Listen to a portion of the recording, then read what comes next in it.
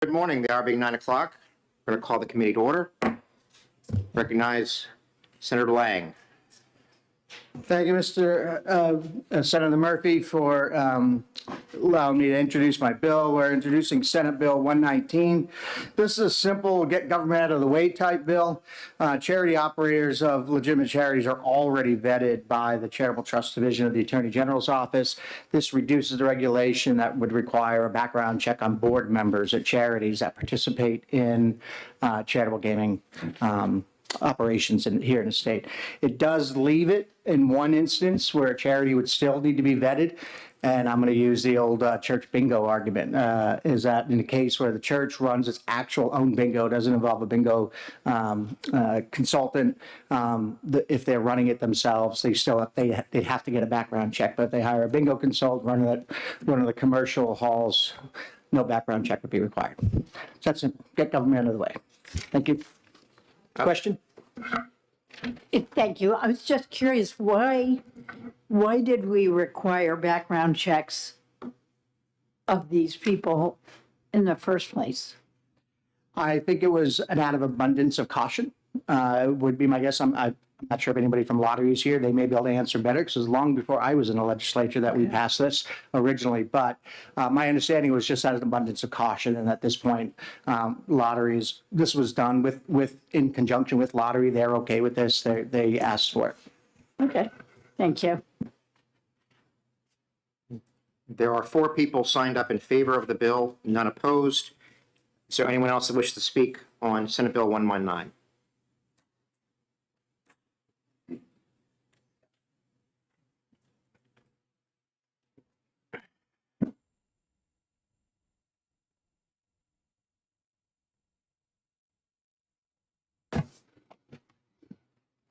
Good morning, Mr. Chair, members of the committee. Charlie McIntyre, for the record, New Hampshire Lottery Director. With me, our Chief Compliance Officer, John Conforti. So just want to answer Senator Rosenwald's question. Senator Rosenwald, the statute was written originally as if the charities would be operating these games themselves. And so the requirements were set at a standard as if all the charities needed to be vetted as game operators.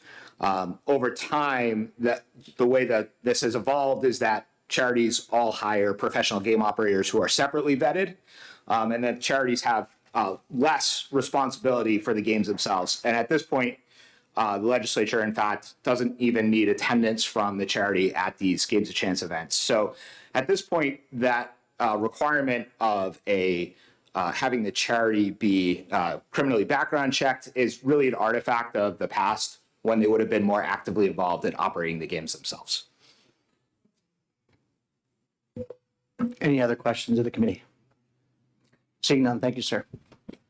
Is there anybody else who'd like to speak on Senate Bill 119? Seeing none, I'll close the public hearing on Senate Bill 119. Committee members, we have some time. Are you interested in executing this bill? It's been moved by Senator Rosenwald to enter into executive session for Senate Bill 119. Is there a second? Second. Seconded by Senator Murphy. Further discussion on Senate Bill 119 relative to criminal background checks for charitable games of chance license applicants. It's been moved without the pass by Senator Rosenwald. Is there a second? Second. Seconded by Senator Murphy. Seeing no further discussion, all those in favor say aye. Aye. Opposed, nay. Ayes have it, 3-0.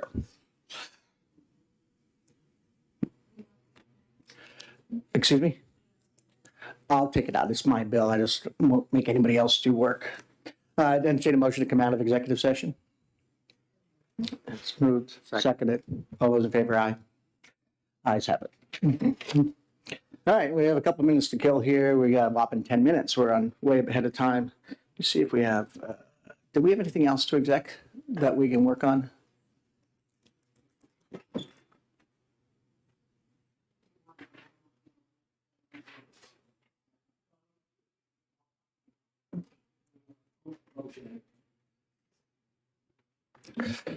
I'm going to move, we go into executive session, understanding I'm not going to call for a vote, but I want to have a discussion on Senate Bill 51. And seconded by Senator Rosenwald. So In front of you, you have an amendment, amendment number 121S on Senate Bill 51.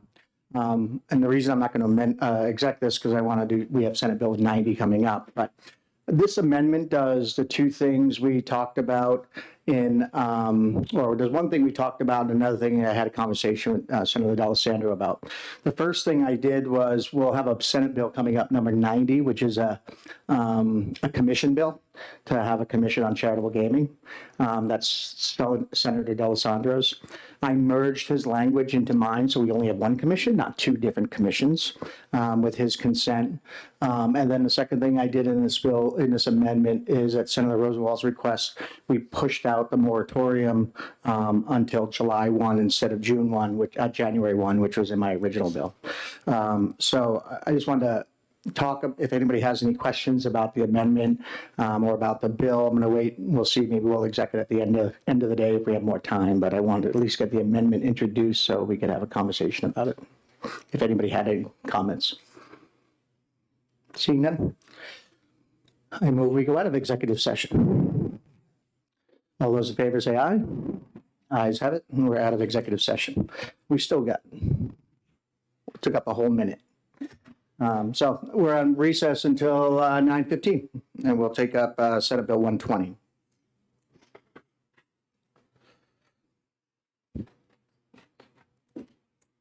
Grab the signing sheet. Oh, it's over there.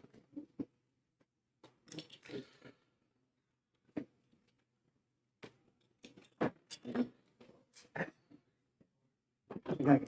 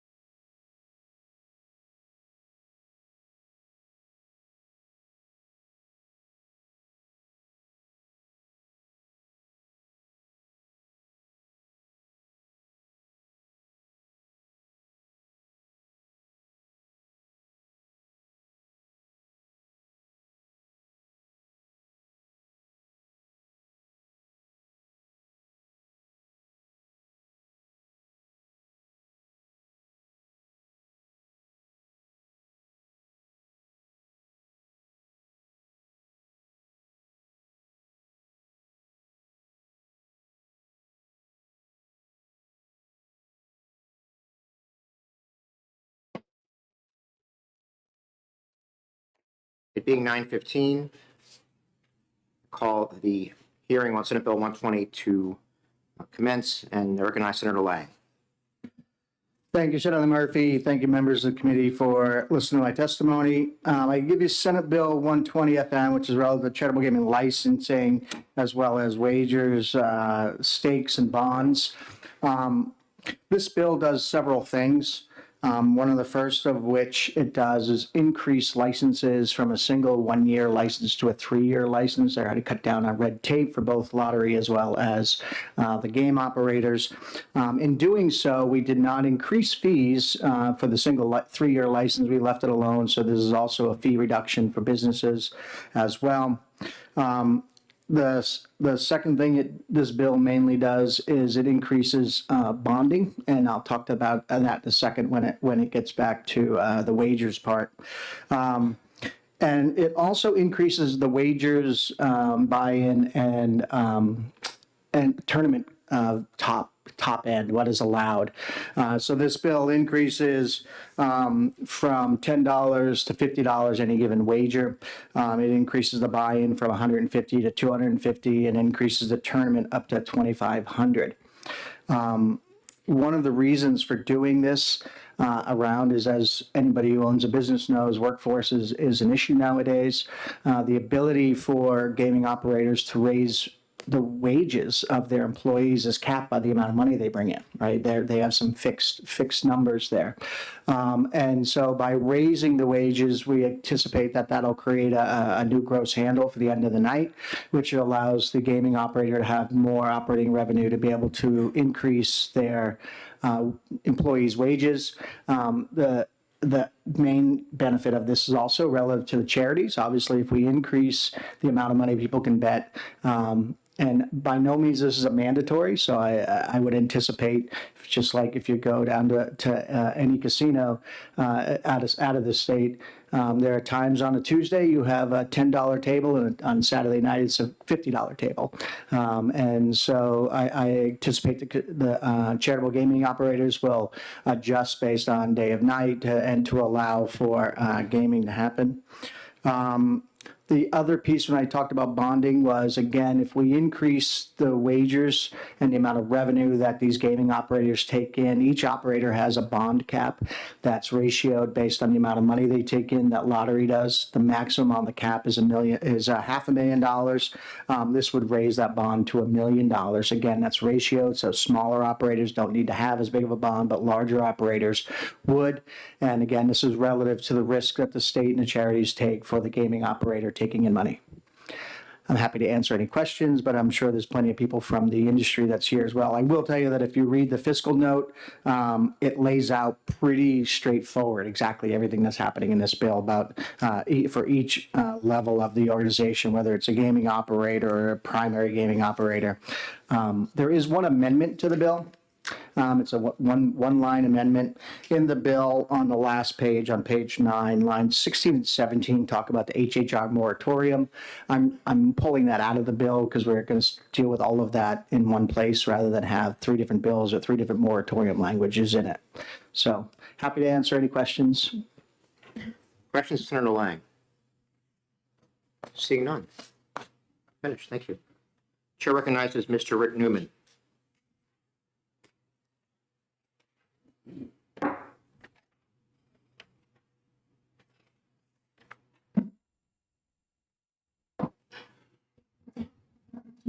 Thank you, Mr. Chairman.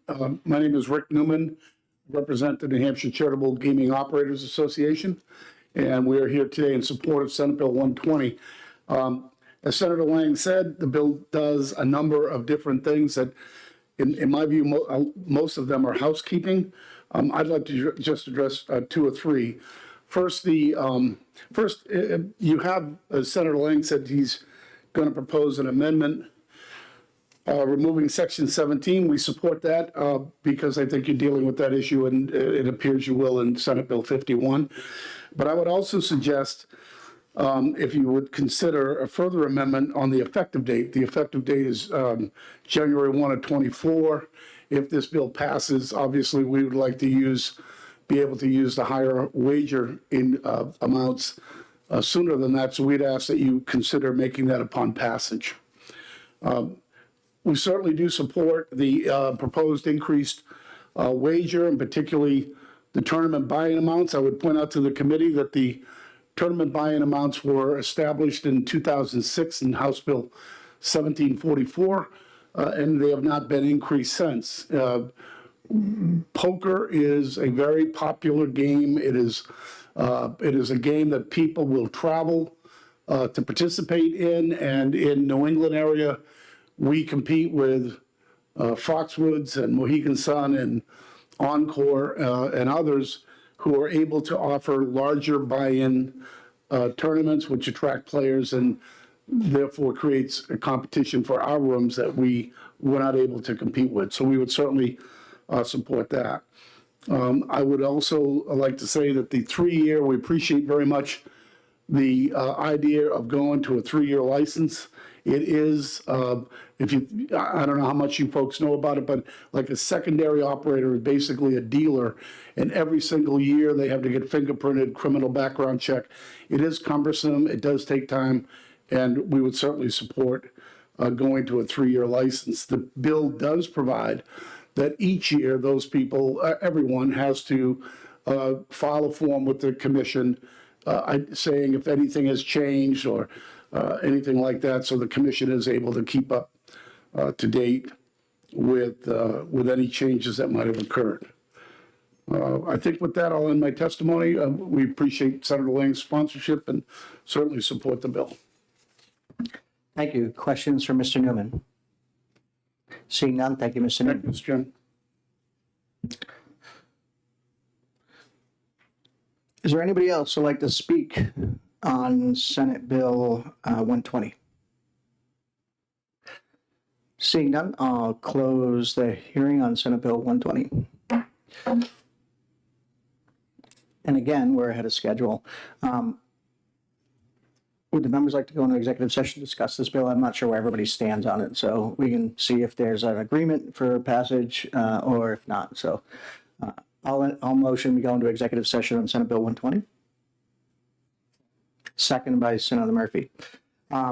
So as we stand here, we have the bill, and we have one amendment that's been presented and a request for a second amendment or a second change to the original bill, and that would be on page 9, line 18, change the effective date from January 1st of 24 to something sooner than that if we're going to pass it. We can use June 1st, because again, I'm assuming that they would very much like to have this for the summer and be able to start act in the summer during our tourism season. So discussion on the amendment and the bill itself. Are we in? Obviously, I sponsored it, so I'm in favor of it, and I'm okay with both changes being requested. So, Thank you. I guess, I just have questions about the fiscal note, but presumably this bill, if it passes, would go to finance. So the bill doesn't impact on revenue in lottery because we're changing from 1-year license to 3-year licenses, and the fact we didn't increase the cost of the licenses is a net reduction to lottery of about $200,000. There's no expenditure in here, so I'm not sure it would go to finance, right? We're not spending any money. There is a reduction in revenues. But, given the increase in the gaming limits, there's also going to be a net plus on the other side, right? Both to the charities and to lottery because of the percentages, right, that we do, and because everything's based on percentages. So there would be a net increase in revenues as well. Problem is it's indeterminable. We don't know what it looked like. I mean, I guess if the Lottery Commission were concerned about that decrease, they would have said something during the public hearing. He's in the room, and I'm sure if he was really, really worried about the $200,000 affecting his department, he would have jumped up and got in front of that microphone pretty quick. I didn't see him do that, so. Thank you. Further questions? Are we interested in executing this? Are we okay with the amendments as presented? I would be forced to vote against the amendment, but I like the underlying bill. Okay. I said I would be forced to vote against the amendment, but I like the underlying bill. I might make it effective July 1st rather than on passage. I'm easy, I can make that work. So is that a motion of OTP on the bill with both Amendment amendments. 93S as well as the change in date on page 9, line 18? Yes. Sonia wants to tell me we have to do two, So we have to start with an amendment, start with the amendment first. do a vote on what you want to do. We can do it all in once. And then we'll take a second vote on ought to pass with amendment. Great. So the first motion would that I'd be looking for is ought to pass with Amendment 93 S, yes, as well as the change to the effective date, change to July 1st of 2023. So that would be the first, is that a motion? That is a motion. And I'll second that motion. Further discussion? All in favor, say aye. Aye. And a no. So on a 2-1, the amendment is adopted. So he voted against, Senator Murphy. So now is, accept a motion ought to pass as amended. Senator Rosenwald votes motions ought to pass as amended, seconded by Senator Murphy. Any further discussion on the bill as amended? It's still an improvement. All those in favor say aye. Aye. Aye. Opposed, nay. 3-1. 3-0. And motion ought to pass as amended. And I'll go ahead and take that out as well as my bill, unless somebody else really wants to do my work. No. Okay, I'll take it out. There was, just in case anybody knows, there was 3 people in favor of the bill. All right. And I move we come out of executive session. Second. All in favor, say aye. We're out of executive session.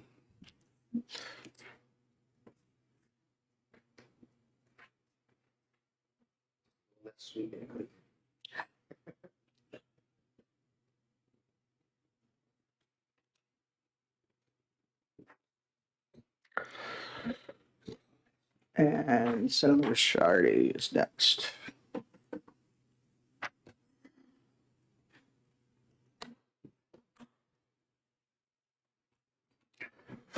Yeah, 3 more minutes, Denise, Senator Shardy, so, but you're welcome.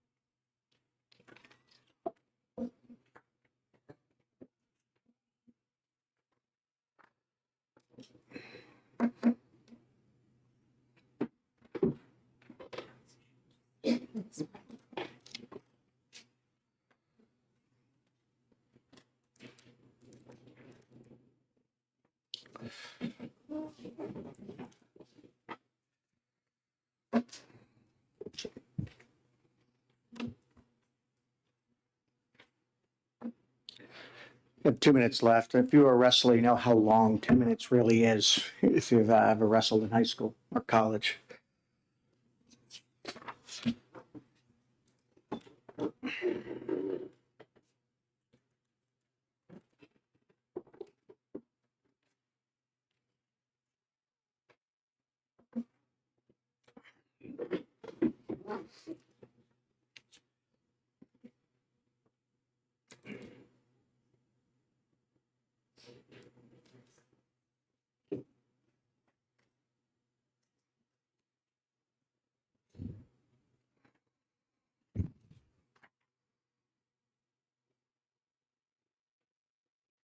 I'll take it.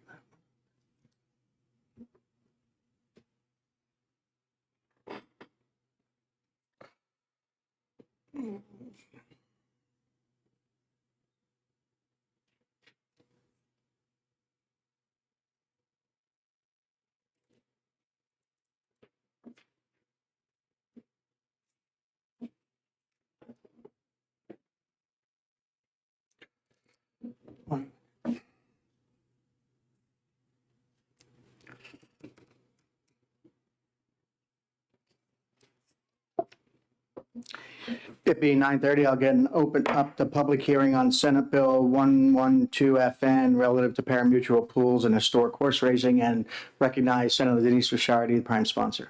Good morning, Mr. Chairman and members of the committee. I'm here to introduce SB 112, a bill making changes to RSA 284. I have an amendment to offer the committee which removes the language that would extend the 40-mile simulcast buffer to historic horse racing facilities. The amendment also removes language that would also allow simulcasts at historic horse racing facilities. So the amendment removes Section 1 and makes a housekeeping change to Section 3. The bill with the proposed amendment eliminates the sunset of simulcast wagering. It is no longer needed as simulcasting has been allowed for decades in New Hampshire. It also changes language on breakage to ensure that all historic horse racing wages are subject to breakage and that 100% of all breakage revenue is dedicated to problem gaming. Breakage is the odd cents left over after winnings from parimutuel pools are paid out. The change here establishes that the wages are subject to breakage, not just wages of $1 or more. The bill also provides that 100% of breakage goes to the problem gaming fund. There are others who can explain this further who will be testifying. The bill also makes clear that all HHR wages are subject to breakage and that the money too goes to problem gaming. This bill allows historic horse racing facility to remove from the facility any patron they wish, which is the same language that exists for simulcast facilities. It also repeals the requirement that 70% of employees at a racing plant must be New Hampshire residents. With no live racing, this is no longer needed. It also repeals the requirement that simulcast facilities having to file an annual audited financial report. Again, 30 years ago, this may have had value, but with modern technology, it is no longer needed. Thank you, Mr. Chair. Thank you. Questions for Senator Ricciardi? Seeing none, thank you, Senator. We have two speakers on this bill. First up is Rick Newman. Thank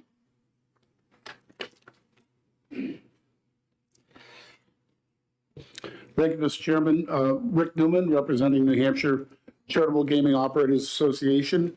We support the bill and we support the amendment that Senator Ricciardi addressed in her testimony. I just wanted to maybe say a few more words about the breakage issue, because just to make sure the committee is clear. So breakage is the odd pennies that are left over when you put the pool, the money from the pool together and divide it by the number of winners. Our current law says each dollar wagered. And there's some concern that may, if there are wagers in, and particularly in historic racing, where the wager is determined to be less than $1, then no breakage is collected. This bill would make it clear that that breakage would be collected and it would go to the problem gaming fund.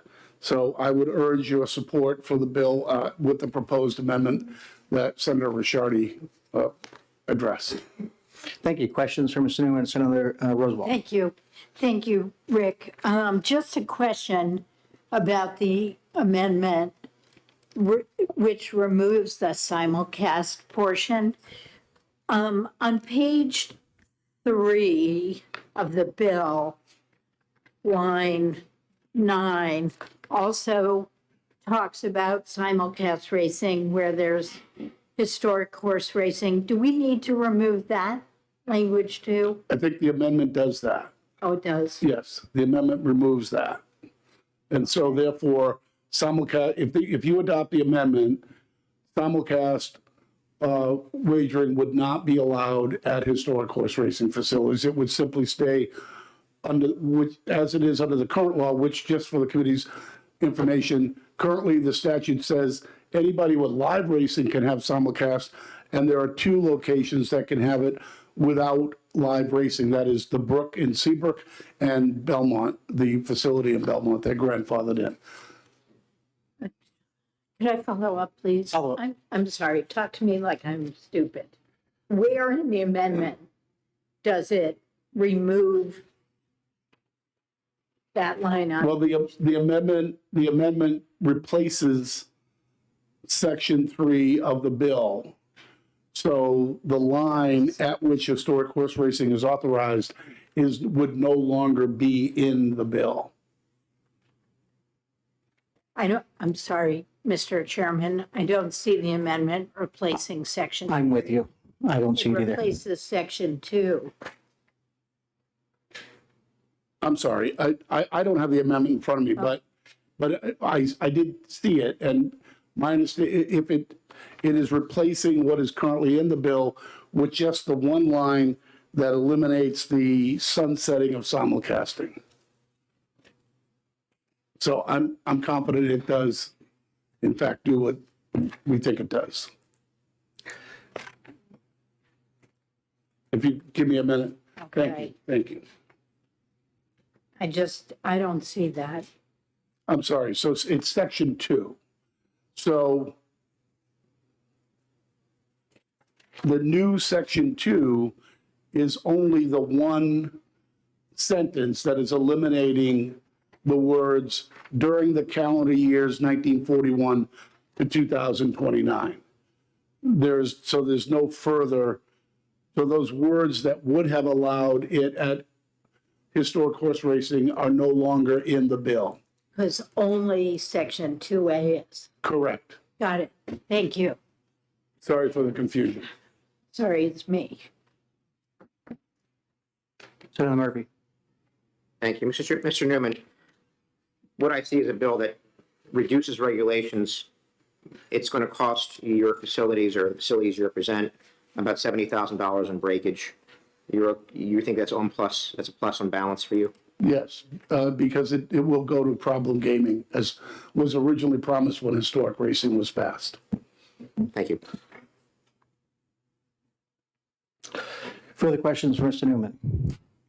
Thank you, sir. Thank you. I do want to let committee members know there was an updated fiscal note that was sent out. I'll make sure everybody got a copy of it. If not, I'll send it.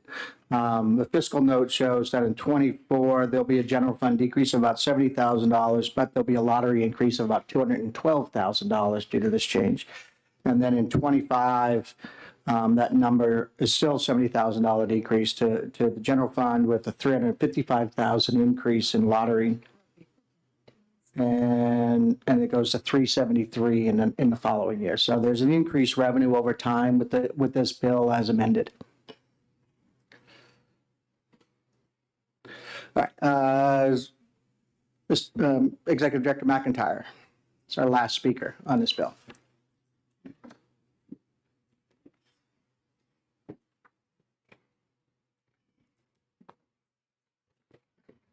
Morning again, Mr. Chairman, members of the committee. Charlie McIntyre, Director of the Lottery, with us as our Chief Compliance Officer again. One thing I would note also is the request that if the money is needed goes to problem gambling, that be reflected in the budget.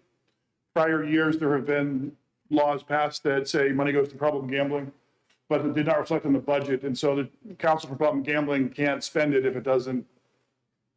That's all. So it doesn't matter of housekeeping. And I know we would address that with finance as well during the budget process, but in the HB1, but. Yeah.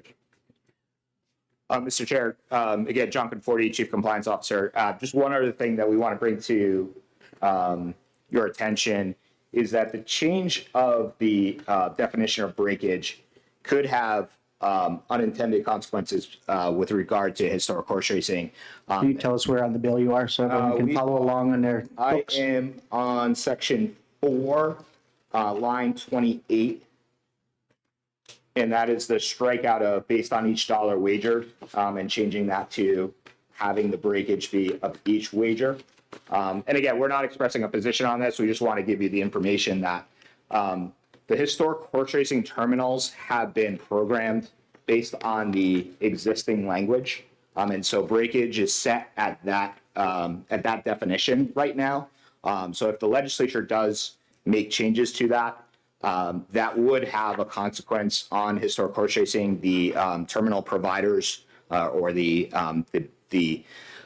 platforms that support those terminals would need to be reprogrammed and then retested in order to be back in compliance with New Hampshire law, because New Hampshire law would be changing with respect to breakage. So there may be some consequences in the field in terms of having to switch out technology, which could have a consequence in terms of the businesses of the facilities at this point in time. Just wanted to raise that for the committee so that you just understand there is a although it looks like a small housekeeping change, it would be a rather important change on a technology side on the historic horse racing machines. So we're talking about, I think for the committee members, page 2, the end of line 25, where it says the odd sense of all redistribution, and then they take out based on each dollar wagered. Is that? Yeah, Senator Lang, I'm sorry, I pulled one of the references out. It's referenced in a few different occasions of breakage. Okay. So any issue is if we allow that change to go through, it'd require a programmatic change for the people who run the parimutuel pools. The folks who provide the technology for the terminals would have to reprogram and then retest. That would be an issue, their issue. And is there a value to making this change to the state at all, or is it's a net? It would increase breakage probably slightly. Without taking a close look at it, it would be in the tens of thousands of dollars. So there would be some monetary change for increasing revenue, but there would obviously be a huge regulatory change in terms of taking about half of the machines offline and having to retest them and get them back in the field. Great, thank you. Further questions for Director McIntyre? Seeing none, thank you. Thank you. Hey, Rick, can I ask you another question? You don't mind coming back up? So it's around this definition of breakage and the change in the definition of breakage, which would require the operators to make a programmatic change to their machines or to the back end to deal with this parimutuel change. Input on that? So all of the members of the association I represent have viewed this language, and I've not had any expression of concern on that issue. So that's the most I can say. They have not said it would be a problem. Great, thank you. Any further questions for Rick? Thank you. Thank you. Anybody else would like to speak on Senate Bill 112 FN? Seeing none, I'll close the public hearing on Senate Bill 112 FN. How are we looking on time?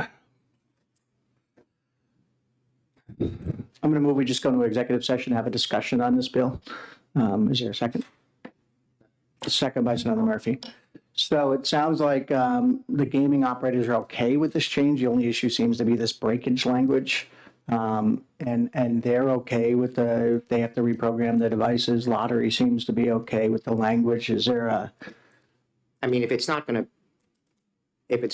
to be a huge difference to the state, and it sounds like it won't be, we could just easily amend it to keep the current definition of breakage and still keep the language in the bill regarding the, steering the money towards problem gaming. It didn't sound like that would be a big change, right? Well, again, it sounds like in the bill, there's several places that definition's been changed and modified. We'd have to go through and rework it back to make sure we don't break something else.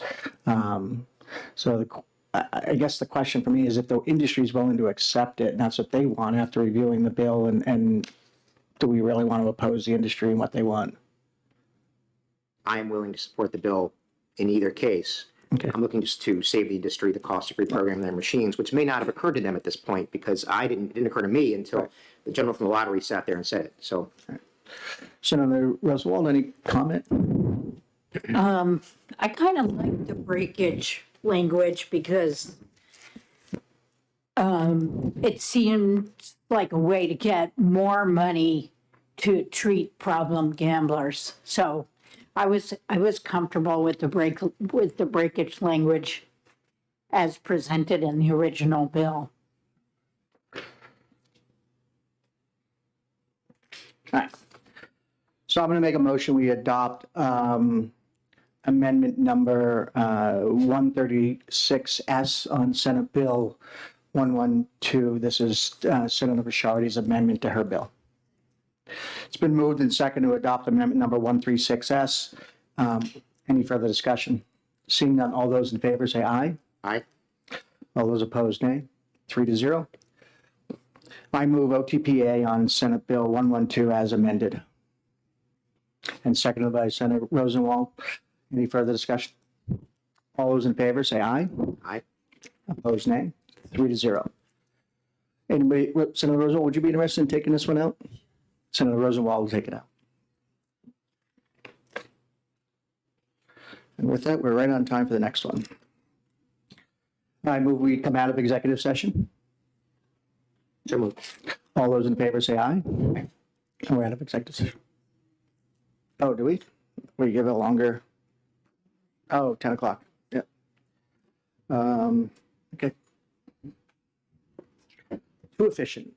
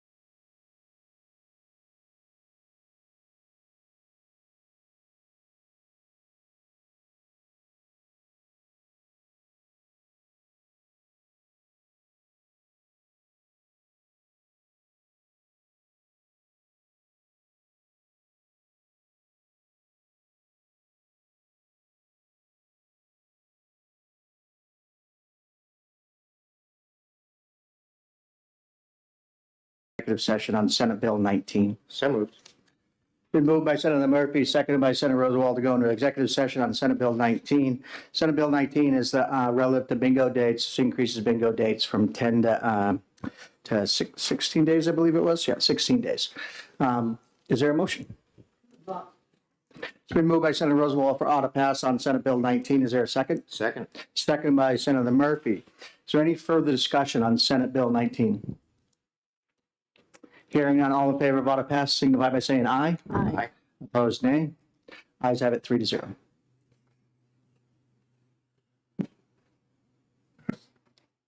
I move we come out of executive session on Senate Bill 19. Second. All those in favor?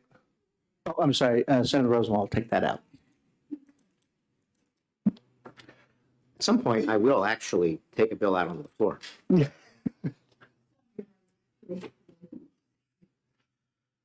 All those in favor of coming out of executive session, signify by saying aye. Thank you.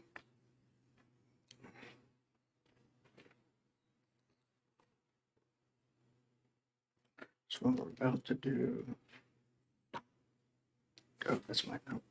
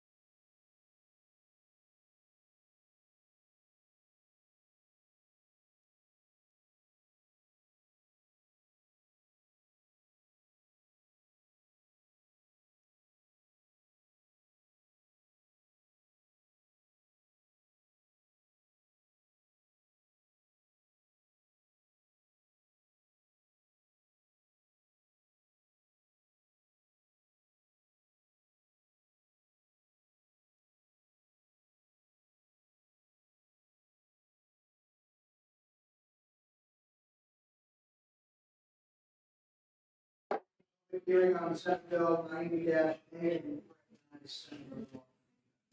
Thank you, Mr. Chairman. For the record, Senator Cindy Rosenwald from Senate District 13, and I'm pleased to introduce Senate Bill 90-A to establish a commission to study charitable gaming and appropriating $250,000 for such purpose. Thank you, Mr. Chairman. Thank you, Senator Rosenwald. Chairman recognizes Rick Newman to speak in favor of, he's in favor, I'm sorry, you didn't want to speak on the bill, but he's in favor of the bill. Director McIntyre.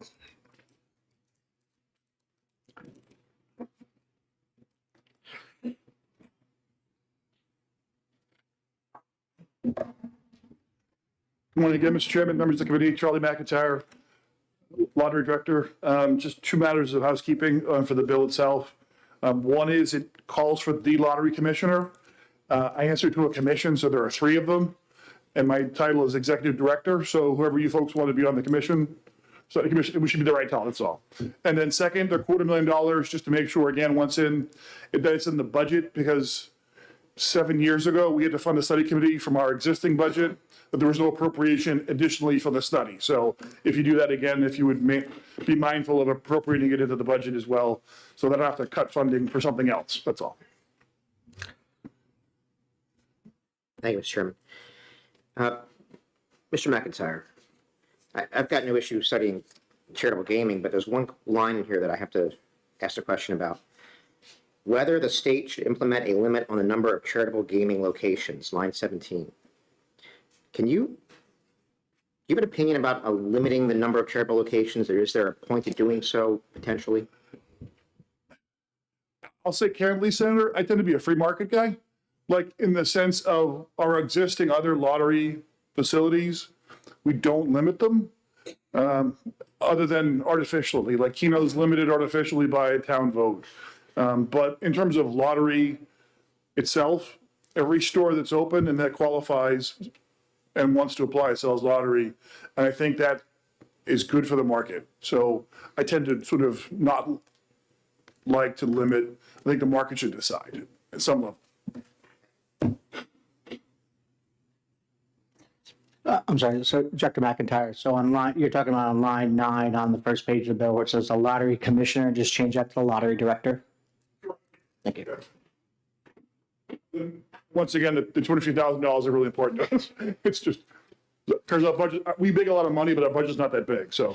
Again, because it has that appropriation on it, this will go to finance as well. Any further questions? Hearing none. Anybody else want to speak on Senate Bill 90? Hearing none, I'll close the public hearing on Senate Bill 90.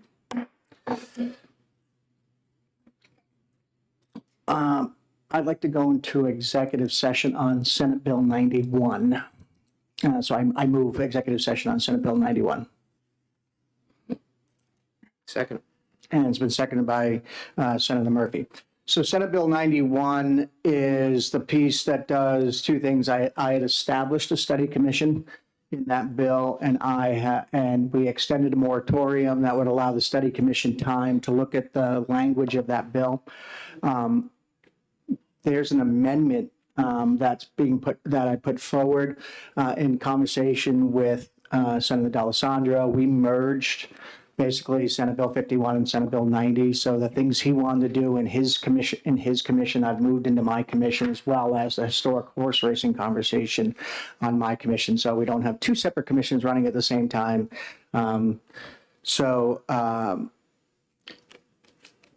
The second thing I did in this amendment, amendment number is 121S, is through agreement, we looked at extending the date from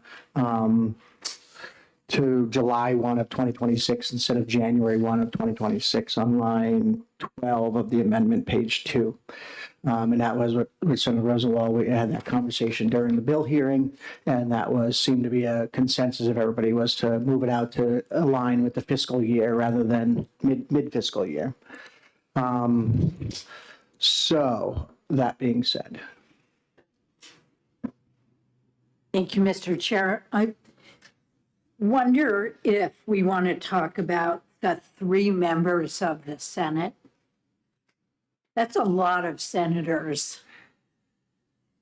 And generally, we've made it 1 member of the Senate, but 3 is a lot.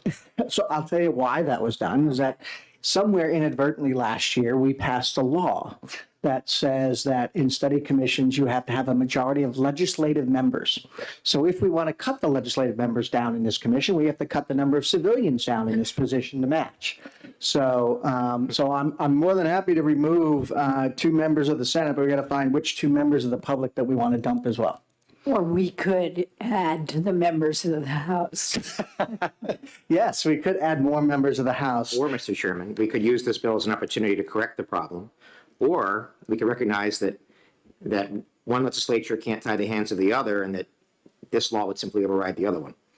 So that would be messy. Right. And I don't recommend it. But we could correct it. We could correct the issue with, Well, I don't necessarily disagree with the policy, having more legislators. If we're not willing to sit and listen to the study commission, I'm not sure why we would make anybody else do it as well. So I'm kind of okay with the fact that we require it. But what we could do is we could turn it to 2 and 5, if that is amendable to everybody. I'm okay with that. 2 senators and 5 House members. And then the House can do what it wants with it. Thoughts? you know my feeling on the amendment as it is. Right. So What's about the commission membership? All just that piece. that would be a fine change to me. Are you okay with that, 2 and 5? So we'll amend that to 2 members of the Senate and 5 members of the House. And then we'll change that on line 12, we'll change commissioner director. Because again, it was a straight cut and paste from Senate Bill 90. And it still has that error of director. So we're making on amendment number 121S, we're making at least 3 changes. On line 9, we're changing it to 2 members of the Senate. On line 10, we're going to change it to 5 members of the House. And on line 12, we're going to change the word commissioner to director. Any other changes to the amendment that we think is necessary? Seeing none, I'm going to move the adoption of Amendment 121S as amended by this committee. Second. And seconded by Senator Rosenwald. Any further discussion on Amendment 121S? Seeing none, all those in favor say aye. Aye. Opposed, nay. Keith, are you a nay? Or are you an aye?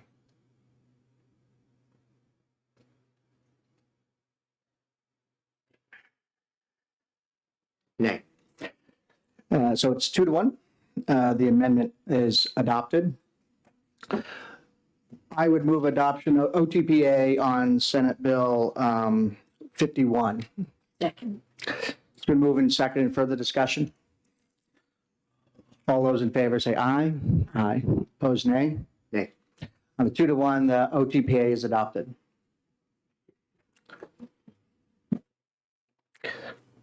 And with that, we have moved to come out of executive. Oh, I'll take the bill out, yes.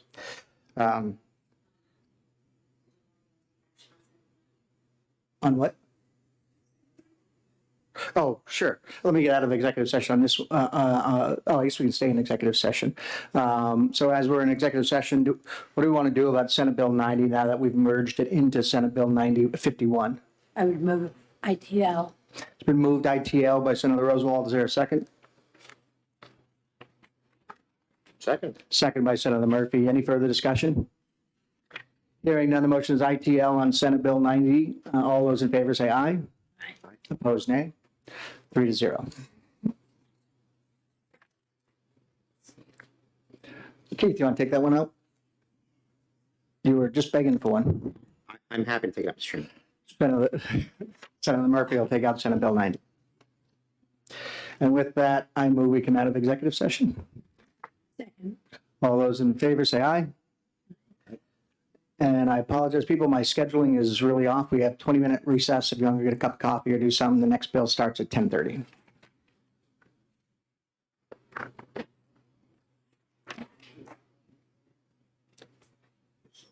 All right. When you do that.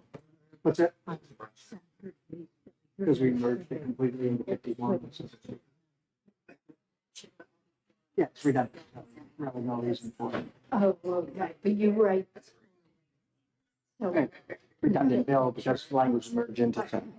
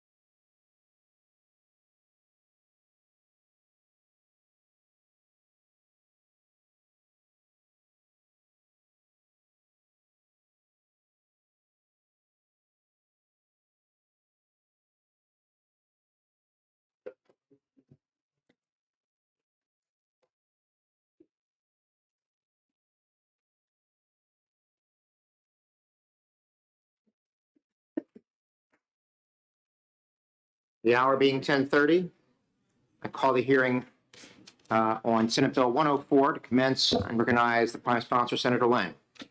Thank you, Senator Murphy. Thank you, committee members, for taking my testimony. Senate Bill 104 FNA is to regulate online gaming and direct net proceeds to the Community College System Education Scholarship Fund. So again, this is a pretty straightforward bill. In New Hampshire, only gaming that's allowed is the gaming that's authorized by the state. This would extend the authorized gaming to include online gaming, things like any of the functions that are allowed by charitable gaming, with the exception, I believe, of HHR, would be eligible for online gaming. So we're talking about Texas Hold'em, poker, those kind of games that are currently allowed in charitable gaming. We would allow for an online gaming model. That revenue will be managed by the lottery and the process. I was the prime sponsor for the sports gaming bill. I'm using that as a model as to how lottery would model this kind of bill, this kind of system and program. So a lot of the language you see some of it came out of the sports gaming bill to keep the RFP process and that kind of stuff down for the licensed operators of online gaming. The revenue component of this. So what this bill does is it creates basically a 2-year community college scholarship fund, and with the goal of providing free in-state tuition for financially eligible students.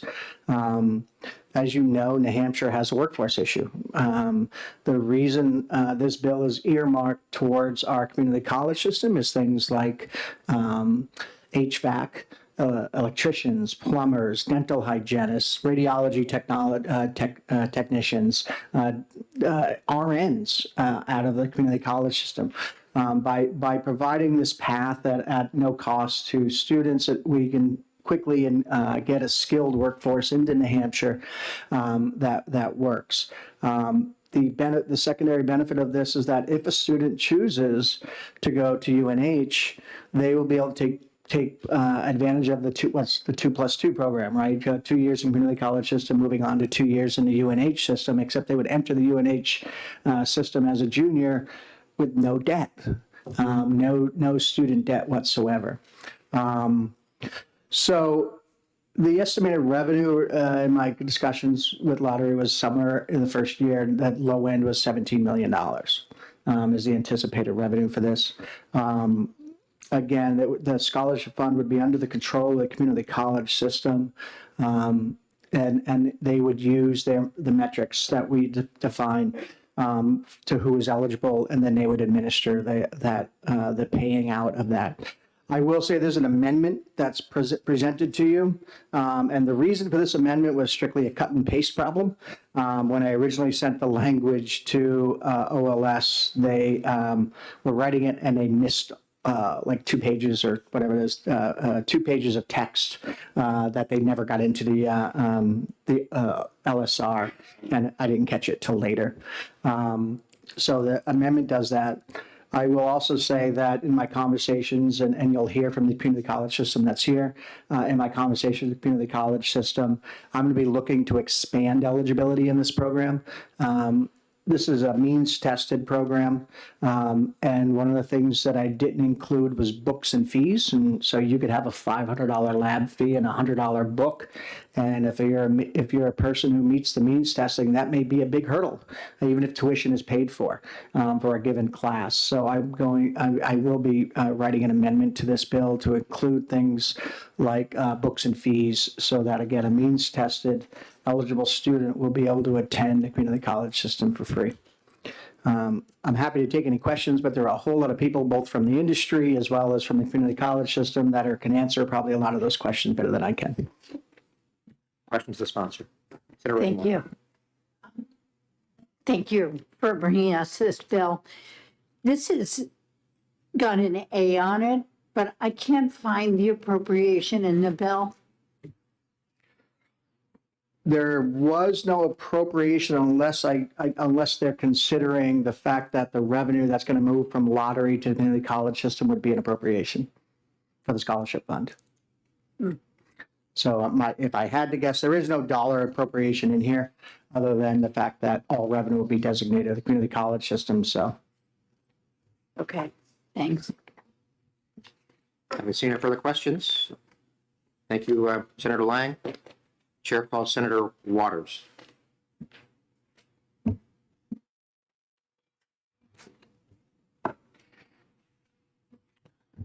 Good morning, Mr. Chairman, Vice Chairman, and member of the committee. I'm Senator David Waters from District 4, here to testify in support of Senate Bill 104 FNA.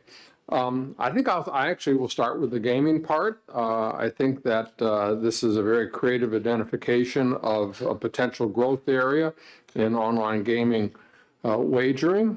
And as has often been the case in New Hampshire, that when innovation in lottery and gaming sports betting comes along, we are able to be flexible and take the opportunity to expand this program. So I think on this side, I think that's an identification of something that clearly the industry thinks is going to be successful. And the bill, I think quite appropriately, places the kind of safeguards and runs things the way that we like to run things in New Hampshire. I think it was actually on Organization Day that Senator Lang and I discussed this bill and my Senate Bill 153 as addressing another issue about how to help support New Hampshire students in the community college system so we can grow our workforce. And this is obviously, as Senator Lang has mentioned, a great need right now in our economy, but really the educational opportunity need has been one in our state which has been constrained by the cost of education. I am the legislator's representative on the board of the New England Board of Higher Education, and we have talked for many years.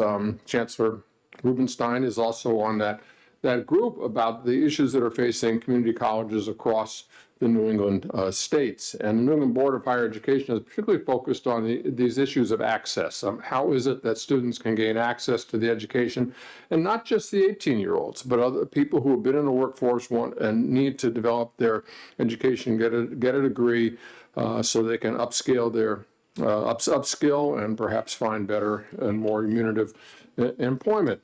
We are in a context, I will mention, as of New England, where other states on our borders are taking similar moves to either provide free community college tuition or reduce community college tuition for income eligible or Pell eligible folks. And so we really are on our southern border, and then most particularly in Maine recently, going to free tuition and program, and similarly in Massachusetts, that a lot of our residents might have the opportunity to decide, well, I'll just drive across the border and take the course down there, and we lose that student. And they might even then think, well, maybe I'll take employment down there rather up in New Hampshire. So I think this bill very wisely attributes the gaming revenues towards this program, and I know that there's been a lot of careful work in this bill with the community college system to help identify those low-income folks and to ensure that those are the people who are be given the help here. And I will say, and I think we'll hear that there really is an opportunity here. I work very closely with career and technical education students. We've done a lot to try to encourage dual concurrent enrollment, and I think this really is an important missing piece, so that someone who is in even middle school can look forward and see there is a path for me. I can get into the workforce, I can get the education I need, I'll be able to afford it, I'll not be saddled by debt, and then I can contribute to the workforce in New Hampshire. Senator Lang mentioned Senate Bill 153. I suspect that bill is going to be heard in education, but I have copies here. It was sent to you all, during the filing period. But just to mention it, because I think that their goals fit together here. In that bill is a first responder recruitment and retention bill. It directs the issue about our great difficulties recruiting and retaining police, firefighters, and EMTs. And what that bill proposes is to create a fund that will enable police, fire, and EMTs employed by municipalities to get tuition for a course a semester in a degree program or certificate program. So we could upskill our law enforcement and other first responders.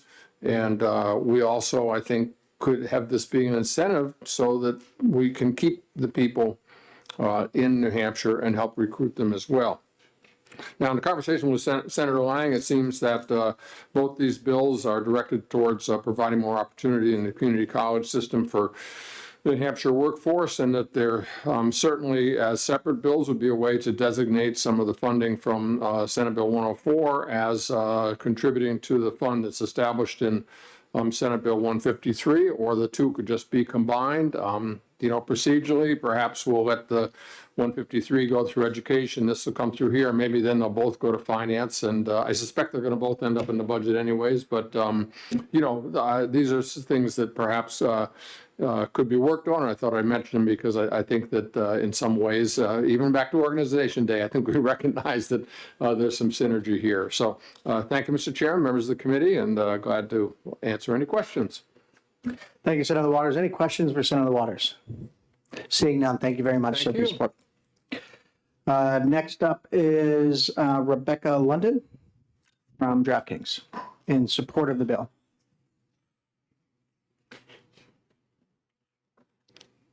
Good morning, Chairman Lang and members of the Ways and Means Committee. Thank you for the opportunity to testify today. My name is Rebecca London. I'm a Government Affairs Manager at DraftKings, and I'm here to testify in support of Senate Bill 104 and the corresponding amendment.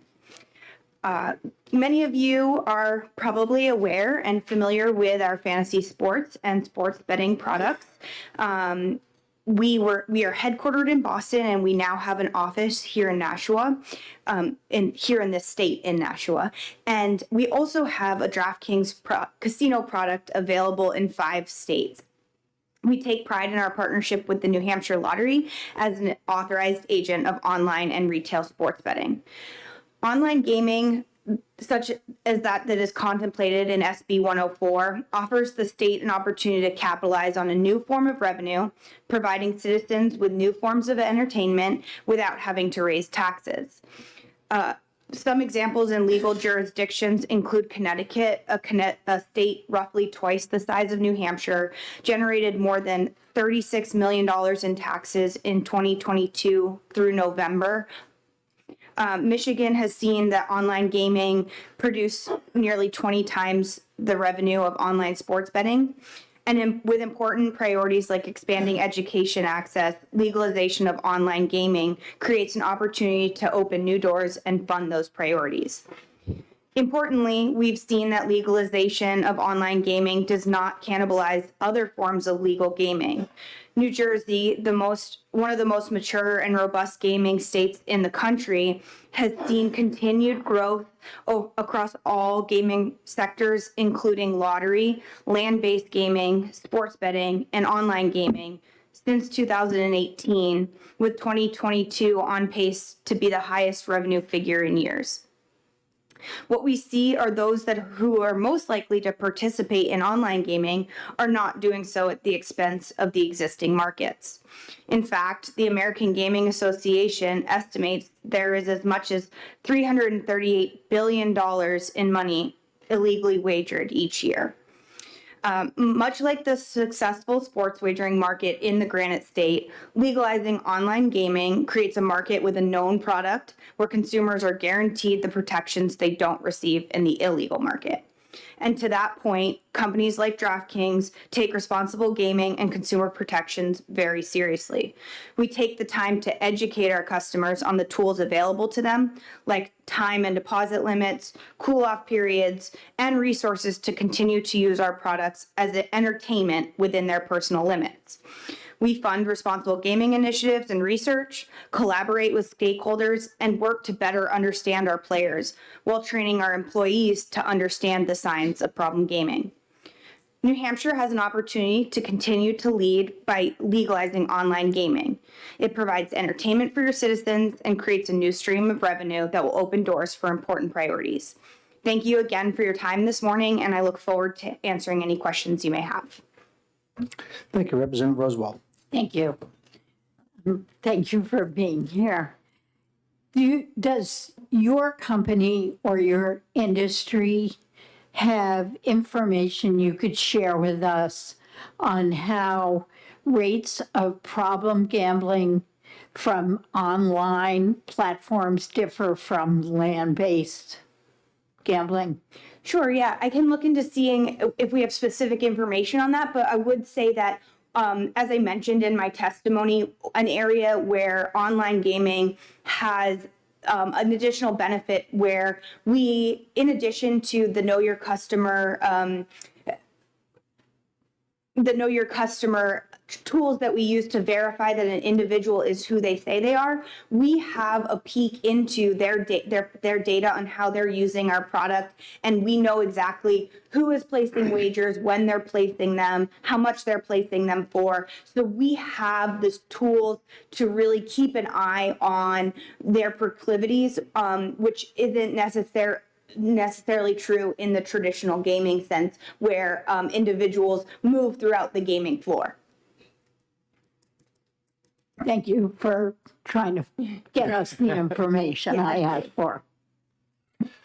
So I have a couple questions for you. So one of the things you were talking about was responsible gaming. Under the illegal market, is there metrics or anything we can do to protect citizens in a responsible gaming model and provide revenue to be able to support addiction services? Absolutely. And what we find is that, as you mentioned in your testimony, the major priority for this bill is to fund higher education. However, what we see is that many states, when they're legalizing new forms of gaming, attribute the revenue towards those resources in their state. So that way, they get state-specific resources, and then that's in addition to what the private sector is already doing. As I mentioned, our company in particular reinvests a lot into informing our players what the resources are available, and reinvests in making sure that our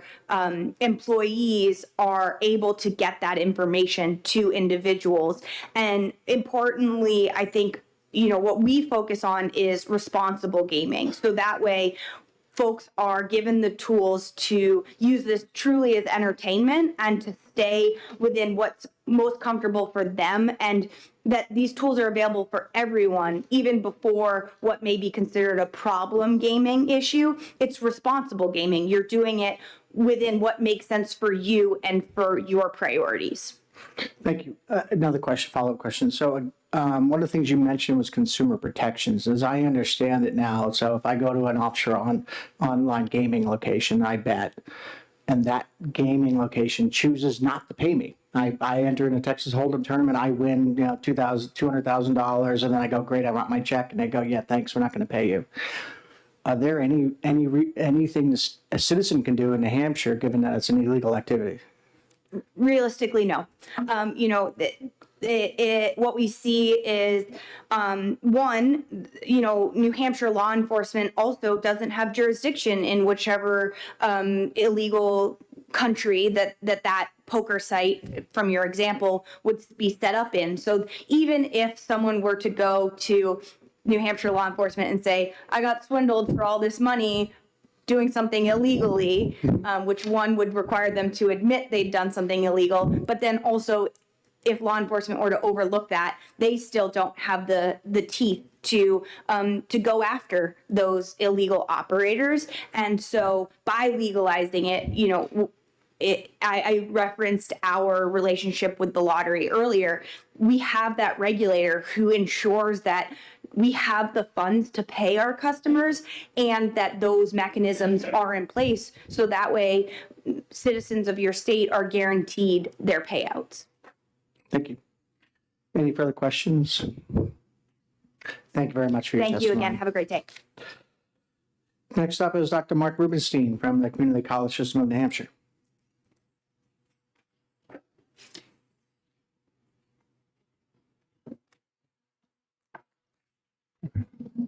Good morning, Senator Lang and senators. Thank you for having us here this morning. I'm here to testify in support of the bill and primarily to acknowledge appreciation for identifying the Community College System of New Hampshire as a the role that we play in workforce development. We're a critical access point for students and for post-secondary education. And, some of that is ultimately about affordability. Most recent report from New Hampshire Department of Education, students grades through 1 through 12 in New Hampshire, almost 1 in 4 are eligible for free and reduced lunch. And that suggests a good deal of potential barrier for students having access to post-secondary education in the future, and it's something that we work hard to try and manage. With support from the state, with strong fiscal management, we've held tuition virtually flat for nearly 12 years. 2% increase over that period of time. Inflation, if we account for that, tuition would be close to $280 a credit, not $215.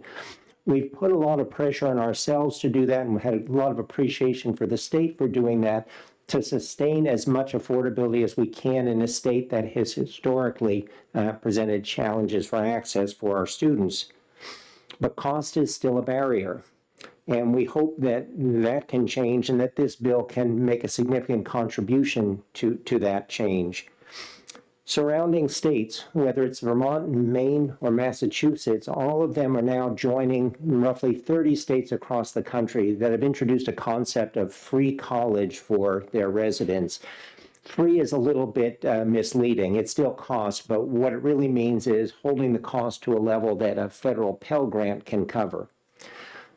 By that fiscal discipline, by support from the state, we're getting close to that, but not quite there. And part of the problem is sort of the edges of that. Students' eligibility. Some of that is addressed in the bill, and we probably want to discuss eligibility both for students, but also for programs, because federal Pell eligibility ties to degree programs. We know that in the workforce, this is not just about high school graduates going to college, particularly first-time students. This is about working adults who need to retool and prepare themselves for changes in technology, changes in opportunity, changes in their personal circumstance.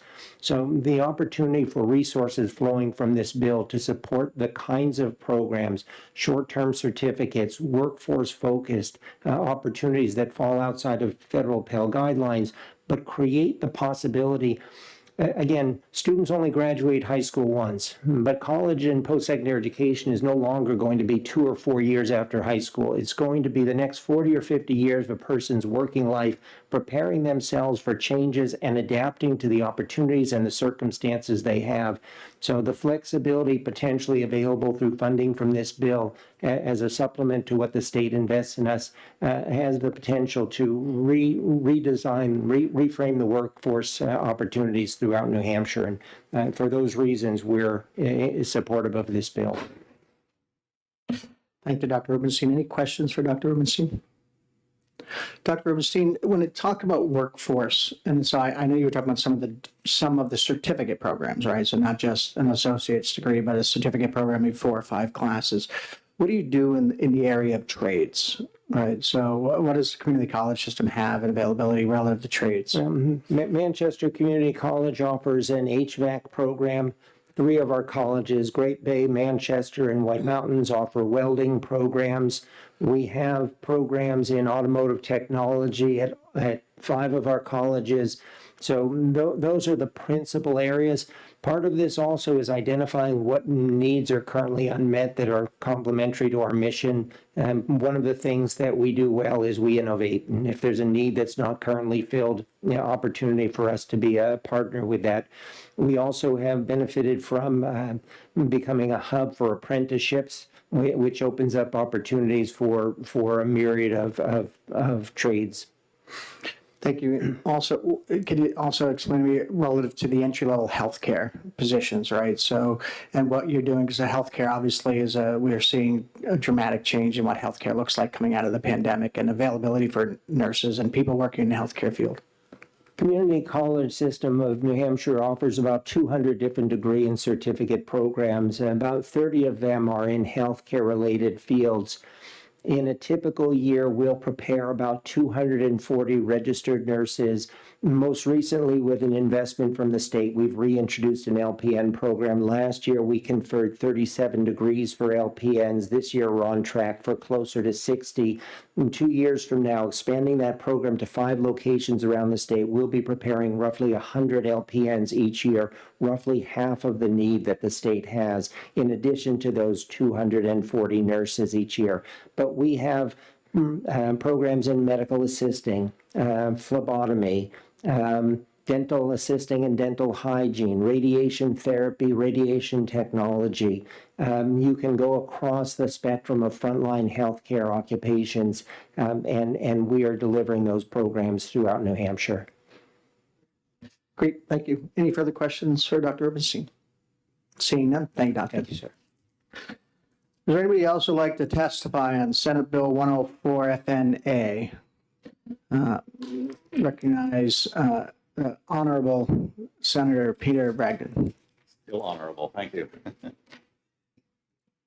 Yeah, I signed up on the sheet in the back, but I suspect it's still in the back. So thank you, Mr. Chairman, members of the committee. For the record, Peter Bragdon. I am a recovering state senator and also a senior policy advisor with Preddy Strategies, here representing Churchill Downs. And, I designed that form where you sign in to speak. You have to check for or against. When I was Senate President, I designed that form, and I should have put something in the middle that isn't quite the same. So I checked off against because we have some strong concerns about this bill, and I'll lay them out here. Let me first just give a little bit of background about Churchill Downs, because I think that informs some of the information. So Churchill Downs Incorporated is best known as the home of the Kentucky Derby, the most exciting 2 minutes in sports. The longest running sporting event in America started in 1875. So this May will be the 149th running of Churchill Downs. And fun fact, the gentleman who started Churchill Downs and started the Kentucky Derby, his last name is Clark. His first and middle name are Meriwether Lewis. He is the grandson of William Clark, of the Lewis and Clark fame. Churchill Downs Inc. is a publicly traded corporation. We have more than 30 racetracks and gaming facilities across 12 states, including the Chasers Poker Room in Salem, New Hampshire. We conduct live horse racing around the country. We conduct wagering on horse races around the country, both at brick and mortar and online. We conduct sports betting, both brick and mortar online, and we have experience in casino-style gaming, both brick and mortar and online. So we're very familiar with the industry and have firsthand experience in all the various facets of it. And our concern with this bill is based on what we have experienced ourselves in other states and information from state gaming authorities in other states. The introduction of online gaming has had a marked negative effect on the brick and mortar gaming operations, an effect that will likely increase over time. That's particularly relevant in New Hampshire because the brick and mortar gaming operations are our charitable gaming facilities. So named, as you know, because they raise money for local charities, some $20 million last year. It's an amazing and a quite unique gaming model. And of course, a lot of money comes back into the community as well. Hundreds and hundreds of people employed at the facilities. In 2021, a new gaming model was introduced for charitable gaming, the historic horse racing. We've already heard with last week's bill, Senate Bill 51, that we need to study the effect that this has had on gaming and charities. My question is, shouldn't we also have a better understanding of how this new gaming model is working before we introduce yet something else, online gaming, that could actually have a negative impact on charitable gaming? We think it's too soon to pursue another broad change to gaming in New Hampshire, and respectfully suggest that we proceed cautiously and roll a study of online gaming into the study on historical horse racing and charitable gaming, allowing that study commission to not only look into how HHR is working and how to best benefit the charities, but look into what impact online gaming might have on charitable gaming. Thank you for your time. I'd be happy to answer any questions. Thank you, Mr. Bragdon. Any questions for Senator Bragdon? Seeing none, thank you very much, Thank sir. you, Mr. Chairman. Is there anybody else who'd like to speak on Senate Bill 104 FNA? Seeing none, we'll close the public hearing on Senate Bill 104. And with that, our agenda is complete. Sonia, do you have anything else we want to exec today or have a conversation about that we talked about? Okay. All right, thank you, and have a great day, everybody.